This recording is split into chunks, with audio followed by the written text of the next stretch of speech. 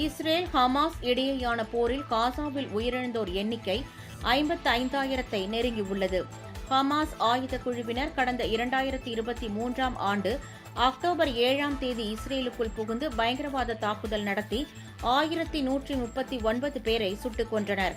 மேலும் 251 பேரை பணைய கைதிகளாக காசா முனைக்கு கடத்திச் சென்றனர்.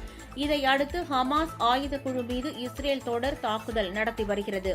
அதேவேளை பணைய கைதிகளில் பலரை ஒப்பந்த அடிப்படையிலும் ராணுவ நடவடிக்கை மூலமும் இஸ்ரேல் மீட்டுள்ள நிலையில் தற்போதைய நிலவரப்படி ஹமாஸ் ஆயுத குழுவின் பிடியில் இன்னும் 58 பேர் பணைய கைதிகளாக உள்ளனர்.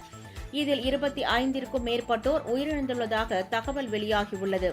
இதனிடையே இஸ்ரேல் நடத்தி வரும் தாக்குதலால் ஹமாஸ் ஆயுத குழுவினர் உட்பட 54,981 பேர் உயிரிழந்துள்ளதாகவும் 1,26,920 பேர் காயமடைந்துள்ளதாகவும் தகவல் வெளியாகியுள்ளது.